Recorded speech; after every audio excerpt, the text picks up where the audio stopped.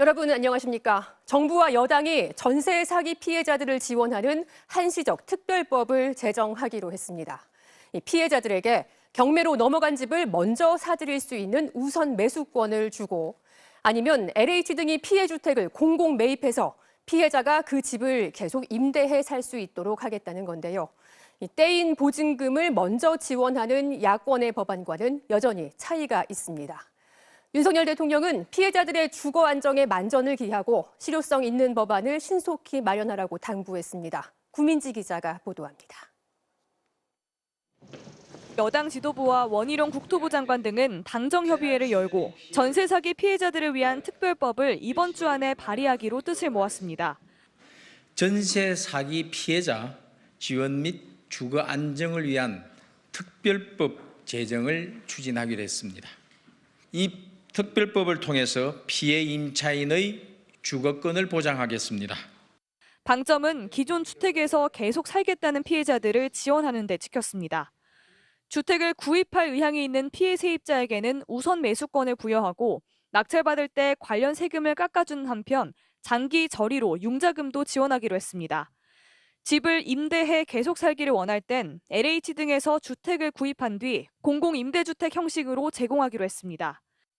지난 금요일 국토부가 내놓은 LH의 공공매입 방식을 특별법에 담기로 한 건데 당정은 추가 재원이 들지 않는다는 점을 강조했습니다. 이미 잡혀 있는 LH의 5조 원대 그리고 지자체의 1조 원이 넘는 원래 집행해야 될 예산이 이미 있습니다. 추가 예산은 전혀 들어가지 않습니다. 다만 야권에서 발의한 선 지원 후 구상권 방식의 공공매입 법안에는 선을 그었습니다. 피해자들의 전세 보증금을 세금으로 직접 지원하는 방식이라며 국가가 거기까지 해줄 순 없다고 말했습니다. 막대한 국민 세금이 투입되고 결국 그 부담이 모든 국민에게 전가되는 포퓰리즘이고 무책임한 생각입니다. 이에 대해 민주당은 수개월이나 법률안 제출을 미루다가 전세 보증금 환수 방안을 뺀 채 대책을 내놨다며 핵심이 빠졌다고 비판했습니다. 세금 감면과 장기저리 융자만으로는 피해자들에게 온전한 대책이 될 수 없다는 겁니다.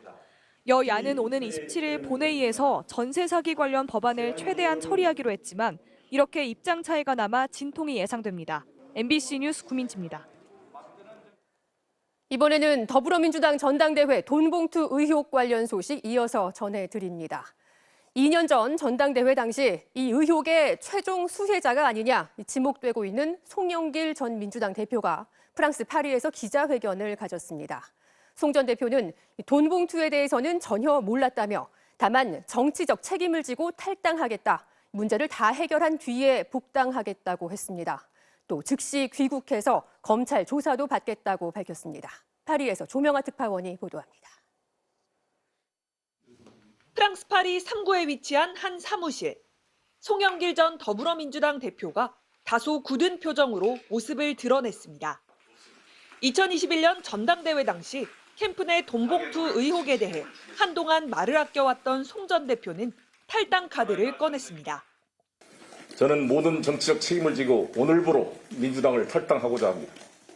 당연히 민주당 상임 고문도 사퇴하겠습니다. 현지 시간으로 일요일 저녁 파리를 떠나 검찰 조사에도 적극 응하겠다고 말했습니다.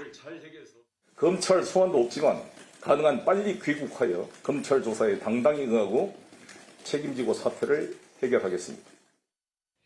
의혹의 핵심 인물인 강래구 수자원공사 감사에 대해서는 총선 출마 대신 감사가 됐고 캠프에 참여할 신분이 아니라고 선을 그었고 돈봉투 의혹은 몰랐다는 기존 입장을 다시 강조했습니다.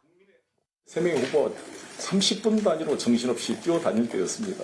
후보가 그런 캠프의 일을 일일이 챙기기가 어려웠던 사정을 말씀드립니다. 당내의 강경 발언에는 충분히 심정을 이해한다고 답하며 매우 죄송하고 송구하다고 말했습니다. 다만 모든 문제를 직접 해결하고 민주당에 돌아오겠다는 뜻을 밝히며 정계 은퇴 요구는 사실상 거부했습니다. 송 전 대표는 내일 오후 3시쯤 한국에 도착합니다. 송 전 대표는 자신을 둘러싼 세부 의혹에 대해서는 귀국 후 상황을 파악해 다시 입장을 밝히겠다고 말했습니다. 파리에서 MBC 뉴스 조명아입니다. 지금 보신 것처럼 송영길 전 민주당 대표는 검찰에 귀국하면 자신을 바로 불러서 조사해달라고 요청했습니다. 하지만 검찰은 이에 대해 수사 일정대로 하겠다며 선을 그었는데요. 서울중앙지검 관계자는 형사 사법 절차 밖에서 한 발언에 대해 일일이 대응하지 않는다며 송 전 대표가 조기 귀국한다고 해서 수사 일정에 변동이 있지는 않을 것이라고 말했습니다. 검찰은 통상적인 수사 절차에 따라 더불어민주당 윤관석, 이성만 의원을 포함해 금품을 주고받은 당사자들을 먼저 불러 자금 전달 과정 등을 조사할 것으로 보입니다. 이렇게 송영길 전 대표가 조기 귀국하겠다고 결정하면서 민주당은 일단 한시름 놓은 분위기입니다. 송 전 대표가 귀국한 이후 검찰 수사 등 의혹이 규명되는 상황을 지켜보면서 향후 대응책도 내놓겠다는 입장인데 국민의힘과 정의당은 민주당의 이런 태도를 강하게 비판했습니다. 이혜리 기자가 보도합니다. 더불어민주당은 송영길 전 대표가 조기 귀국과 탈당 의사를 밝힌 것에 대해 존중한다는 입장을 내놨습니다. 송영길 전 대표의 귀국을 계기로 이번 사건의 실체가 일체의 정치적 고려 없이 신속하고 투명하게 규명되길 바랍니다.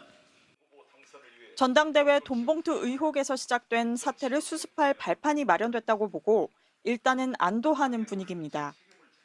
그러나 당내에선 의혹에 연루된 의원들에 대한 탈당이나 민주당 의원 전원조사, 비상의원총회 소집 같은 강력한 후속 조치 요구도 계속되고 있습니다.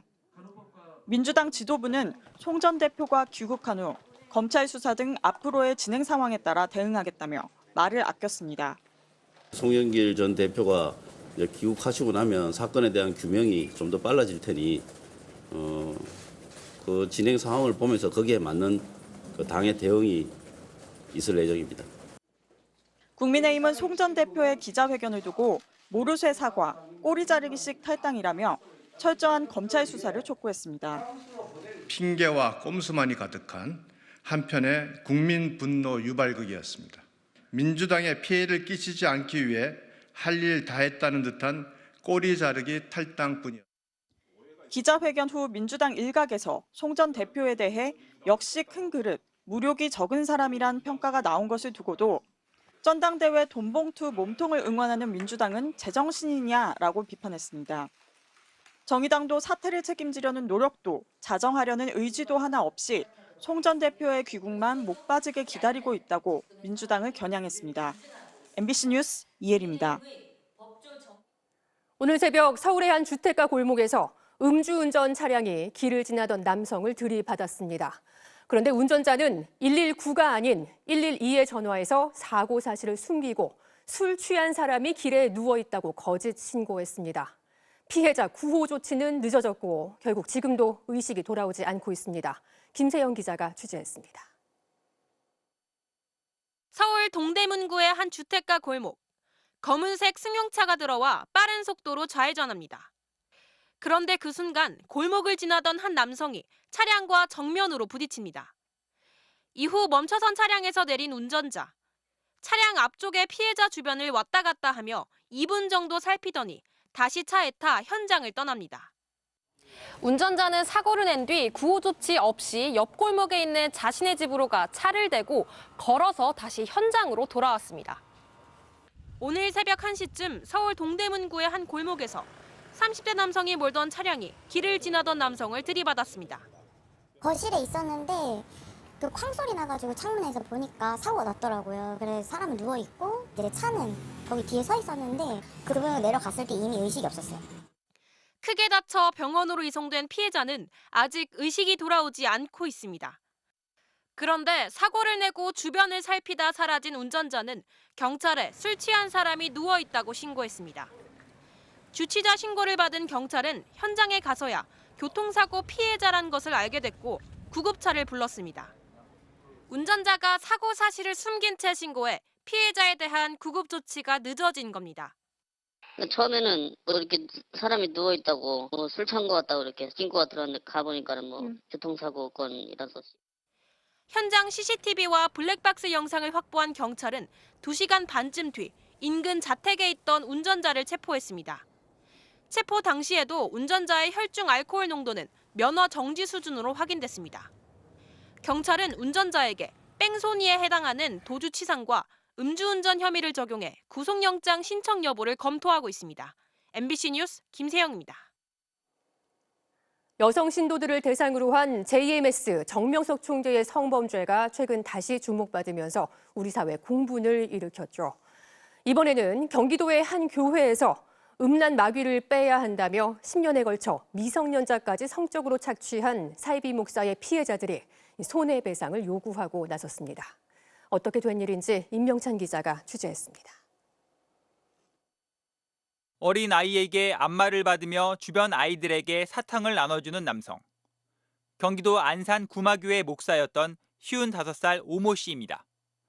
그는 2000년대 초반부터 어린아이들을 집단으로 키우며 성범죄와 불법 촬영, 헌금 강요 같은 범죄를 저질렀습니다. JMS 이렇게 정명석 같이 다 큰 성인만 하는 게 아니고 13살, 14살 이 애들부터 시작해서 그들의 성 놀이개처럼 너는 음란죄가 많아서 음란죄 치료를 해야 된다. 목사분 앞에서 다른 신도들이랑 막 을 만져라. 막 그리고 중요 부위에 목사뿐 아니라 부인과 남동생도 한 일당으로 경제 활동이 가능한 신도들은 물맥이라고 부르며 매월 1인당 수백에서 1000만 원까지 헌금을 뜯어냈습니다. 저항하면 가혹한 체벌을 했다고 합니다. 진 이게 가지고 자기 자식한테 바른다던가 밥을 안 먹이고 개밥만 먹인다던가. 신도들의 헌금으로 각종 명품 시계와 외제차, 부동산을 사모으며 호화 생활을 했습니다. 이들의 범죄는 2020년이 돼서야 알려졌고 대법원은 지난해 오 목사에게 아동 성범죄와 학대 등 무려 16개 혐의로 징역 25년을 선고했습니다. 부인은 징역 8년, 남동생은 징역 4년, 아들도 10대 때 미성년자 신도를 성추행한 혐의로 불구속 기소돼 재판을 받고 있습니다. 피해자 6명은 오 목사 측이 축적한 재산이 100억 원에 달한다며 법원에 한 사람당 8천만 원에서 3억 원까지 배상을 하라는 소송을 냈습니다. 한글도 모르는 애들도 진짜 너무 많고 학력도 없고 사회생활 자체가 좀 힘들다 보니까 정상적인 직업을 갖기엔 너무 어렵고. 하지만 어릴 때 당한 범죄라 소멸시효가 지나 대책을 호소하고 있습니다. 특별법을 국회에서 제정을 해서 한시적으로나마 그 과거에 성범죄를 당한 사람들이 피해 구제를 할 수 있는 방법을 마련할 수도 있지 않을까. 취재진은 오 목사 측의 피해자들의 주장에 대한 입장을 물었지만 아무런 답도 듣지 못했습니다. MBC 뉴스 임명찬입니다. 최근 있었던 인천 미추홀구 전세 사기의 피해가 다른 사례보다 특히 더 컸던 건 세입자 보증금보다 순위가 앞서는 근저당권 때문이었습니다. 그런데 꼭 사기가 아니더라도 최근 집값 하락과 함께 전세값도 뚝뚝 떨어지면서 선순위 근저당권이 설정된 위험 매물들이 갈수록 늘고 있습니다. 전세 보증금 사고 위험이 그만큼 높아졌다는 뜻입니다. 박철현 기자입니다. 서울 송파구의 한 아파트. 2년 전 8억 6천만 원까지 올랐던 30평형 전세가는 최근 5억 4천만 원까지 떨어졌습니다. 또 다른 세입자를 구해도 보증금을 돌려주려면 거액의 돈이 더 필요한 상황. 전세값을 시세대로 낮춰주되 그만큼 집을 담보로 대출을 받겠다는 집주인도 나왔습니다. 지금 문제가 뭐냐면 세입자가 8억에 살고 있대요. 네, 그래서 주인이 대출을 2억 5천을 원금 2억 5천을 받아서 5억 5천 들어오시는 분하고 해서 그 사람을 내보낸다는 거예요. 집주인이 보증금 일부도 돌려줄 능력이 없어서 아파트에 선순위 근저당권을 설정한 채 새 세입자를 받겠다는 겁니다. 인근의 또 다른 고급 아파트도 마찬가지. 여기 세입자분을 빼줘야 되기 때문에 한 4억 정도는 여기다 융자를 남기실 거예요. 시세가 대출금과 보증금을 모두 갚을 수 있을 만큼 높아 안전하다는 게 업계 설명이지만 지난 2년간 이들 아파트가 시세대로 팔린 경우는 없었습니다. 그래도 아파트는 사정이 나은 편입니다. 전세 사기 직격탄을 맞은 빌라들은 거래마저 뚝 끊겼습니다. 올 1분기 서울 지역 빌라 전세 거래량은 15,000여 건, 1년 전보다 7천 건 이상 줄었고 특히 강서구 지역은 반토막이 났습니다. 그나마 거래가 된 빌라들의 전세 가격을 분석해보니 절반 이상은 불과 3개월 전과 비교해도 가격이 더 떨어졌습니다. 여기에 다음 달부터 전세 보증보험 허그의 보증 범위가 150%에서 126%로 축소되는데 상당수 빌라가 이 범위에 맞추려면 보증금을 이전보다 더 낮춰야 해서 전세가가 더 떨어질 가능성도 있습니다. 매매 가격이나 전세 가격이 더 하락한다면 이 사고율도 높아질 가능성이 높습니다. 지난달 보증금을 돌려받지 못한 보증사고는 전국에 모두 1,385건. 지난해 8월 집계가 시작된 이래 가장 많은 수치로 반년 만에 3배 가까이 급증했습니다. MBC 뉴스 박철현입니다. 윤석열 대통령이 내일부터 5박 7일간 미국을 국빈 방문합니다. 윤 대통령은 미국 시간으로 25일 저녁 바이든 대통령 부부와 함께 친교 시간을 갖고 26일에는 바이든 대통령과 정상회담을 진행합니다.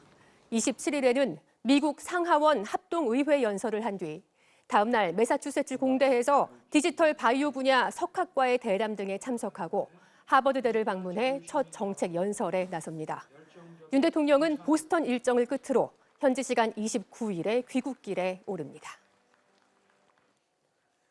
중국은 다른 나라에 외교적으로 강하게 항의하는 걸 엄정한 교섭을 제기했다 이렇게 표현합니다. 중국 외교부가 윤석열 대통령의 최근 대만 관련 발언에 대해 우리 정부에 엄정한 교섭을 제기했다고 이틀 전에 밝혔었는데요.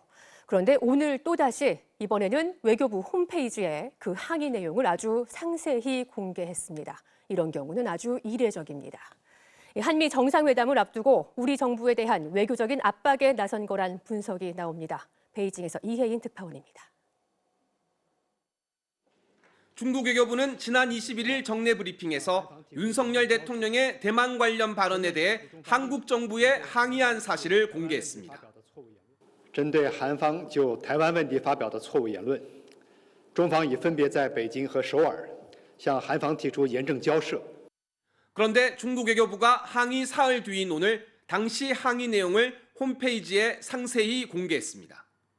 이에 따르면 순회이동 중국 외교부 부부장은 정재호 주중 한국 대사에게 전화를 걸어 윤 대통령 발언을 거론한 뒤 이 발언은 도저히 받아들일 수 없으며 중국 측은 엄중한 우려와 강한 불만을 표시한다고 말했습니다. 또 윤 대통령이 하나의 중국 원칙을 언급하지 않은 것을 문제 삼으며 중한 수교 정신을 성실히 준수하고 하나의 중국 원칙을 지키며 대만 문제 언행에 신중을 기할 것을 촉구했습니다. 외교 통로로 오간 내용을 이렇게 상세하게 공개하는 건 이례적인 일로 한미 정상회담을 앞두고 윤 대통령 발언을 계속 문제 삼고자 하는 의도가 담겨 있는 것으로 보입니다. 한미 정상 간의 대만 관련 논의와 공동성명에 담길 내용에 영향을 주기 위해 경고성 메시지를 계속 내고 있다는 겁니다. 중국 관영 매체 환구시보와 글로벌타임스도 사설을 통해 윤 대통령의 이번 발언은 수교 이후 한국이 밝힌 최악의 대만 관련 입장 표명이라고 비판했습니다. 그러면서 대만 문제에 대한 한국의 잘못된 인식이 이렇게 멀리 갔는지 몰랐다며 한국 외교는 깊이 반성해야 한다고 주장했습니다. 정재호 주중 한국 대사는 코로나19로 못했던 신임장 제정을 위해 내일 70여 개국 대사와 함께 시진핑 중국 국가주석을 만납니다. 신임장 제정 때는 덕답이 몇 마디 오가는 게 일반적인데 시기가 시기다 보니 어떤 말이 나올지 주목됩니다. 베이징에서 MBC 뉴스 이혜인입니다. 영화 기생충이 칸과 오스카를 휩쓸 때만 해도 한국 영화는 앞으로 꽃길만 걸을 것 같았는데요. 요즘은 사상 최악의 위기라는 말까지 나오고 있다고 합니다. 한국 영화가 왜 이런 상황을 맞게 된 건지 임소정 기자가 전해드립니다. 다음 주 개봉 예정인 영화 드림. 1,600만 명이 관람한 영화 극한 직업의 이병헌 감독이 4년 만에 내놓은 작품입니다.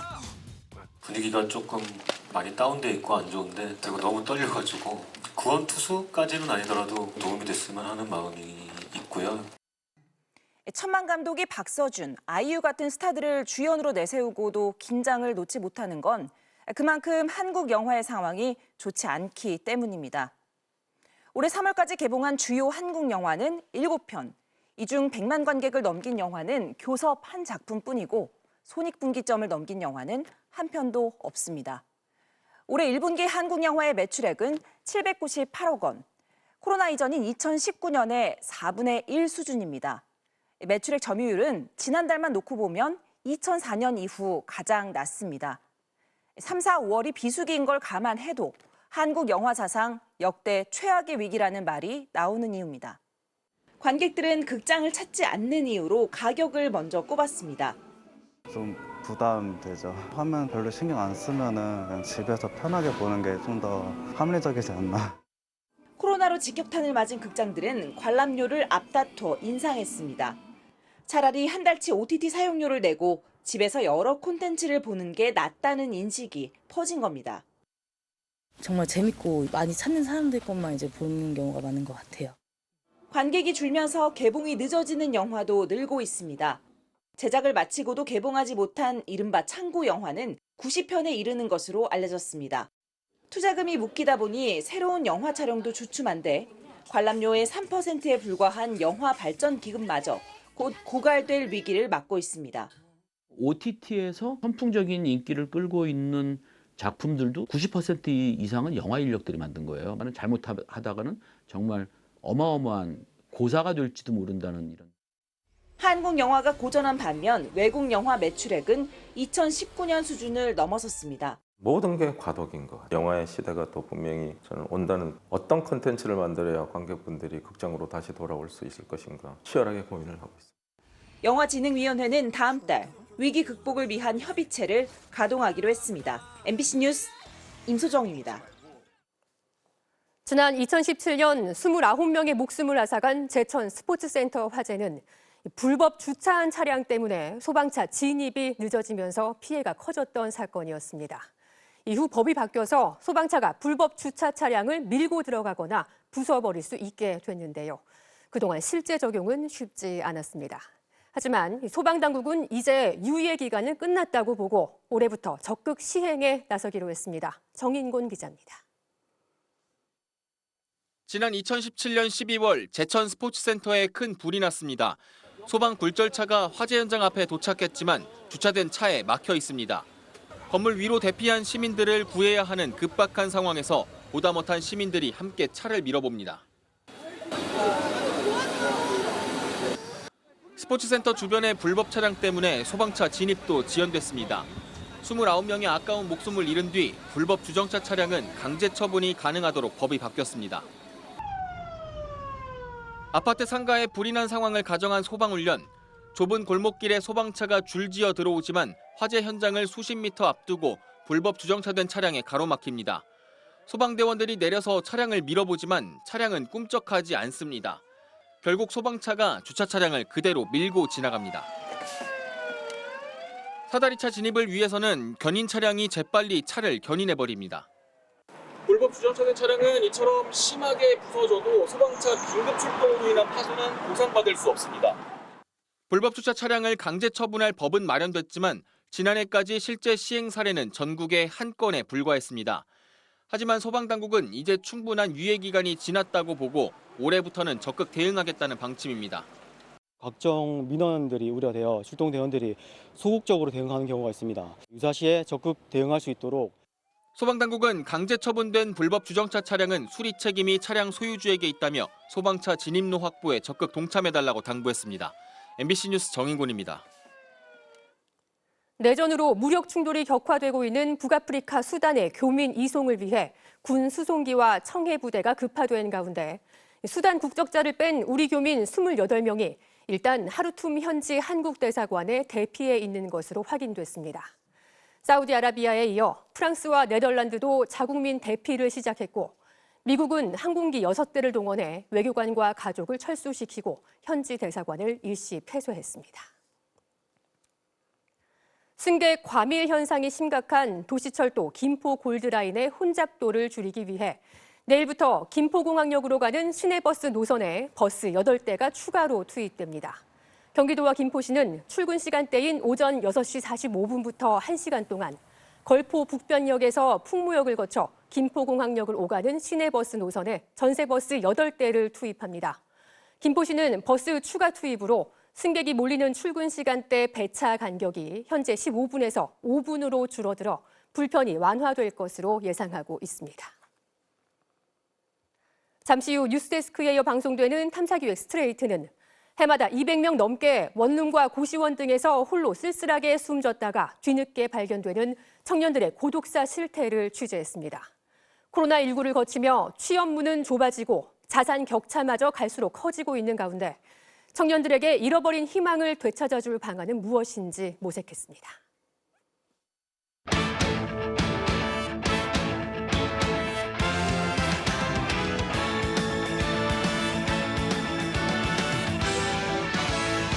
일요일 밤 스포츠 뉴스입니다. 리그 최하위 한화가 LG의 극적인 승리를 거뒀습니다. 마지막 집중력에서 승패가 갈렸습니다. 박재훈 기자입니다. 기선을 잡은 건 한화였습니다. 2회 말에만 넉 점을 뽑았습니다. 정은원의 선제 적시타 포함 4안타를 몰아치며 앞서갔습니다. 그러자 불펜 총력전을 예고한 한화는 3회 김서현을 투입하는 승부수를 띄웠습니다. 김서현은 시속 150km 후반대 직구를 연거푸 뿌리며 2이닝을 1실점으로 막았습니다. 특히 김현수를 변화구로만 삼진 처리하는 등 진화한 경기 운영도 선보였습니다. 하지만 이후 올라온 불펜 투수들의 난조로 6회 동점을 허용한 데 이어 8회엔 6대4로 역전을 당하며 끌려갔습니다. 패배의 그림자가 짙게 드리운 8회 말 한화는 팬들의 육성 응원과 함께 거짓말 같은 대역전극을 써내려갔습니다. 흔들린 LG의 막판 집중력을 놓치지 않았습니다. 무사 1-2루 번트 상황에서 LG 문보경과 정우영이 서로 충돌했고 덕분에 만루 찬스를 잡은 한화는 유르걸과 정은원의 연속적 시타로 6대6 동점, 그리고 오선진의 희생 플라이로 기어코 승부를 뒤집었습니다. 9회 말에는 마무리 박상원의 재치가 빛났습니다. 인필드 플라이가 선언됐지만 원바운드로 공을 잡으면서 상대를 혼란케 했고 아웃카운트 2개를 한꺼번에 잡았습니다. 수베로 감독은 주목을 불끈 쥐었고 한화는 3연패 탈출에 성공했습니다. 저번에 던졌던 영상 보면서 그 직구를 너무 많이 쓰니까 타이밍에 너무 잘 걸려서 이제 안타 맞은 것 같아서 오늘은 직구보다는 변화구 위주로 던진 게 삼진 잡았을 때 좋았던 점인 것 같습니다. 낙동강 더비에서도 극적인 승부가 펼쳐졌습니다. 8회까지 3대0으로 끌려가던 롯데가 9회에만 5점을 뽑아내면서 짜릿한 역전승을 거두었습니다. 롯데는 4연승, NC는 5연패에 빠졌습니다. MBC 뉴스 박재훈입니다. K리그에서 보기 드문 동명이인의 골이 나왔습니다. 충남 아산의 박민서와 경남의 박민서가 나란히 골을 터뜨렸습니다. 환상적인 가마차기로 선제골을 터뜨린 선수, 충남 아산의 77번 박민서 선수입니다. 그리고 충남 아산이 2대1로 앞선 후반 추가 시간, 경남의 극장 동점골을 터뜨린 선수, 21번 선수인데요. 이 선수 이름도 박민서예요. 나란히 골을 기록한 박민서와 박민서, 심지어 초등학교 2년 선후배라는데 신기하죠? 승부는 가리지 못했지만 같은 이름끼리 멋진 골과 멋진 경기 만들어냈네요. K리그 1에서는 후반 김상식 감독이 퇴장당한 전북이 송민규와 한규원의 골을 앞세워 제주원정에서 2대0 승리를 일궈냈습니다. 네, 실구가 타자의 몸에 맞았다면 어떻게 해야 할까요? 구자욱 선수의 연기력 거의 배우 수준인데요. 일요일 밤 스포츠 뉴스였습니다.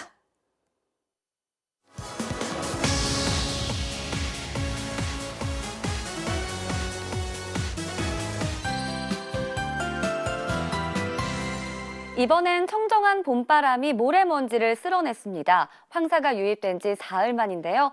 내일은 수도권뿐 아니라 전국의 일평균 미세먼지 농도가 보통 수준을 회복하겠고요.